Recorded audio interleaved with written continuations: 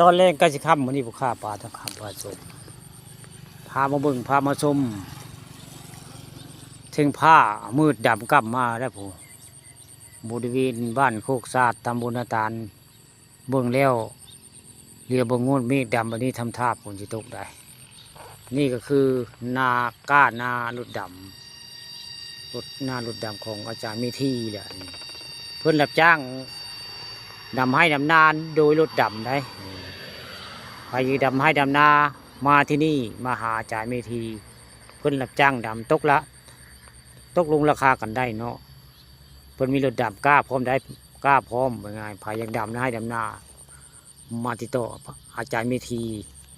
บ้านคำขาตะบุญนาตาลอะไรกล้านาดำเพิ่นคักได้ผมเป็นเทเป็นแนวคักก็ได้ใส่แพ็กกันพลาสติกอย่างดีแล้วก็มีเก็บดำได้เห็ดคักก็ได้เรามีอาจารย์เมธีผู้เดียวได้เห็ดกล้านาดำมีรถดำเราฮะแต่ว่าในตะบนนาตาลนี่ก็มีเราผู้เดียวเห็ดต้นแบบผู้เห็ดผู้สร้างกล้านาดำเนาะแม่นอาจารย์เมธีผู้เห็ดสร้างนี่ก็คือเส้นทางไปพาเด่นได้นี่เส้นทางไปพาเด่นเต้าง้อยเลยตอนค่ำวันนี้ผู้ค้าปลาต้องคำพาชมเนาะเอาเรื่องจริง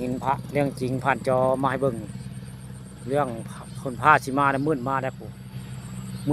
มืดคักได้มาทางบ้านคำขาถึงผ้ามืดแห้งได้มืดมาแห้งได้ทางบ้านคำขาแล้วทางมาทางบ้านนาตาลเนาะทางพุ่นแล้วทางมองหินโบราณไว้ง่ายหินโบราณพุ่นละทางหินโบราณบ้านนาตาลมืดมาเลยผู้ค้าปานคำผสมกะบอกว่ามาจาอยู่ในนี้ละวังสังแก้วบ้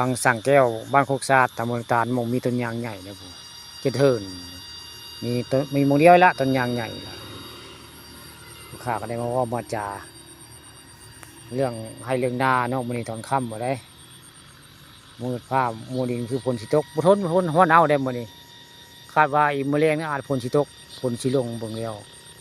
มะเร็งผู้ค้าคือสิบการกบน้อยมะเร็งการเขียนน้อยคือมาแล้วมันห้อนมันเอาหมดนี่บ้านโคกศาสตร์ตำบลนาตาลห้อนเอาได้ถึงผ้ากับมืดแห้งได้ผมคือทำท่าคือฝนสิตกเบิ่งแล้วนี่คือสะพานวังสังแก้วบ้านโคกศาสตร์แล้วนะเส้นทางเต่างอยผาเด่นนี่ตอนค่ำได้นี่ถึงผ้ากับมืดได้คือฝนสิตกมะเร็งคาดว่าฝนสิตกผู้ค้ากับบอกมาจาเรื่องกล้าหน้ารถดำอาจารย์เมธีหน้ารถดำเพิ่นละนี่มีเจ้าเดียวคืออาจารย์เมธีเพิ่นมีมารถดำมาใส่บ่โอ้น้องเคยมาตนาได้ถามน้องเคยมาตนาเพิ่นเรียกผมน้องเคยมาตนาได้มาค่ำน้องเคยมาตนาเพิ่นได้ถึงภาคกับมืดแห้งได้ผมนี่คือคนจะตกมะเร็งคาดว่านี่ละโอ้มาใส่ตาใส่มองบ่บ่อันญาติเมียได้เนี่ยญาติเมียถามพี่น้อง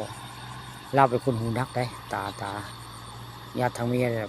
บ่ผมว่าปกติเราใส่มองได้สงสัยเราชิมัตนาทำเบิ่งตาสมคนประกำขาได้ญาติเมียบุขาได้ญาตินางสุสดาเพิ่นอะไร